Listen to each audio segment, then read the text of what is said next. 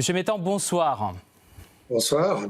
Est-ce que vous pensez qu'il est extrêmement important ce soir pour les deux hommes de parvenir à quelque chose de concret, d'abord à la veille du sommet anniversaire de l'OTAN qui se tiendra aux États-Unis et ensuite pour finalement l'orgueil et la politique mondiale et l'orgueil de chacun? Oui, je dirais personnellement, je suis assez optimiste, effectivement, parce que je dirais que les deux hommes, les deux parties se voient obligés d'arriver à un résultat. Puisque ce sommet ne tombe pas du ciel comme ça, mais il a été longuement préparé, il a été préparé par toute une série de rencontres, justement préliminaires, préparatoires, où chaque délégation a eu l'occasion de s'examiner, d'examiner les demandes, les griefs, les propositions de chacun. Ça fait déjà 6 mois, au fond, qu'on négocie pratiquement. Donc là, c'est au fond l'aboutissement déjà d'un processus de longue haleine. Et puis ensuite, je compare par exemple au sommet, le dernier sommet entre les États-Unis et la Russie avait eu lieu à Genève en 2021 entre M. Biden et M. Poutine.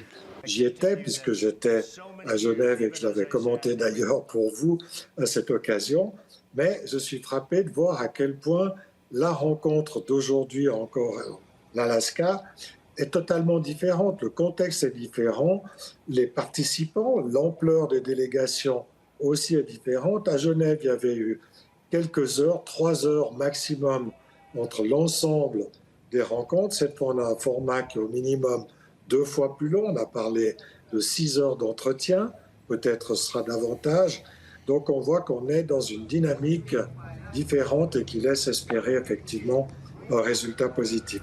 Puis juste aussi une petite remarque, c'est la première fois depuis de longs moments qu'une rencontre de ce genre n'a pas été sabotée par la partie ukrainienne. Si vous observez, chaque fois qu'il y avait eu des négociations, elles étaient soit précédées, soit suivies de provocations ukrainiennes pour les faire échouer. En 2020, c'était Boutcha. Après, il y a eu des attaques contre la Russie. Maintenant, on voit que l'Ukraine n'a pas pu, au fond, mettre ce genre de projet en application. Et c'est aussi un bon signe. Et malheureusement, les provocations ukrainiennes, puisque vous en parlez, continuent. Aujourd'hui, il y a eu des frappes sur le marché dans la ville de Soumy. Le ministère russe de la Défense lui réfute l'implication catégoriquement de l'armée russe. Est-ce que c'est une nouvelle provocation de Kiev? Est-ce que vous reconnaissez le style ukrainien, justement, quelques heures avant cette rencontre? C'est typique, c'est tout à fait typique. C'est typique de la part des Ukrainiens, mais aussi des sponsors qui les aident, c'est-à-dire surtout les services de renseignement britanniques. C'est eux qui sont à la manœuvre et qui téléguident au fond et aident à organiser ce type de rencontre. Mais ces provocations, alors elles existent, elles sont là, vous venez d'en mentionner une, mais je dirais qu'elles n'ont pas eu l'ampleur, elles sont importantes pour ceux qui en subissent les conséquences, mais elles n'ont pas eu l'ampleur qui avait été les leurs il y a quelques années, parce qu'elles avaient réussi, on va dire, dans le sens où elles avaient fait capoter les négociations. Par exemple, celles d'Istanbul ont échoué à cause de la mise en scène de Boutcha, ensuite de la visite naturellement de Boris Johnson à Kiev pour enjoindre les Ukrainiens de d'y renoncer. Mais on avait essayé de monter les opinions publiques et justement pour faire échouer les négociations. Il y a 2 mois, c'était l'attaque contre les bases aériennes russes. Il y a eu l'affaire de Koursk l'année passée, l'été dernier, etc. Là, on reste quand même dans des provocations qui sont, on va dire, mesurées pas de nature à compromettre le résultat des discussions. Est-ce que vous pensez que la question des territoires, comme une condition pour un possible cessez-le-feu, sera soulevée aujourd'hui, puisque la position officieuse de Washington, elle consiste à peut-être reconnaître par fait les acquisitions nouvelles de la Russie et lever les sanctions en échange d'un cessez-le-feu. Mais est-ce que vous pensez que la partie ukrainienne viendrait tout de suite saboter ces pourparlers?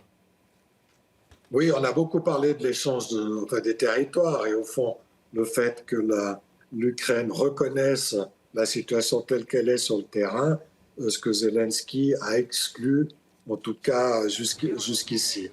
Je pense que, évidemment, la question des territoires sera abordée, mais elle est connue depuis très longtemps.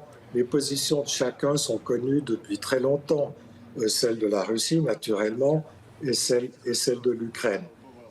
Mais ce qui a transpiré au fond de ces derniers jours, c'est que les États-Unis, désormais, ont quand même pris acte du fait que la Russie n'allait pas céder les territoires pour lesquels elle s'est battue depuis maintenant 3 ans et demi.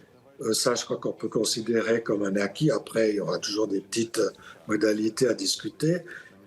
Pour moi, ce qui est important, c'est que les Américains reconnaissent ce fait et qu'ensuite, pour que on va dire la charge soit ensuite transmise à M. Zelensky. Et c'est lui qui va devoir, au fond, accepter, prendre acte de cette nature. Puis alors, on a beaucoup parlé des territoires, c'est évidemment quelque chose de très important, mais si vous vous souvenez des négociations, par exemple, d'Istanbul, c'était toute la question de l'architecture de la sécurité européenne et notamment de l'appartenance à l'OTAN ou pas de l'Ukraine. On n'en a pas du tout parlé ces derniers jours, mais ça reste un objectif extrêmement, je dirais, crucial pour la Russie. Et ça, je pense que ça va aussi être discuté, ça fera partie du deal ou on va dire, de la proposition de deal qui ressortira de ces discussions. Compte tenu de tout ce qui a été dit durant ces dernières semaines par Emmanuel Macron, Keir Starmer et les autres dirigeants européens, est-ce que vous pensez que si un certain progrès est atteint ce soir en Alaska, l'Europe s'alignera sur la position russe et américaine, ou alors elle continuera à alimenter ce conflit comme elle a fait durant ces 3 dernières années? Écoutez, le pouvoir de nuisance des Européens et de Zelensky est connu. Les Européens n'ont toujours pas réussi à admettre l'idée que maintenant on était entré dans une phase active de négociation. Je rappelle quand même que l'Europe a considéré pendant 3 ans et demi tous ceux qui préconisaient des négociations, par exemple, dont je suis dans mes articles, comme des espèces de traîtres, comme des espèces d'agents russes, etc. On ne pouvait pas prononcer le mot négociation ou le mot paix en Europe. Et les Européens, malheureusement, n'ont pas encore, je dirais, accepté ce principe-là. Mais ils vont devoir le faire, parce qu'au fond, ils n'ont plus le choix. Du moment que les Américains sont entrés en matière pour une vraie négociation, ce qui est le cas aujourd'hui, bien les Européens vont être obligés de suivre.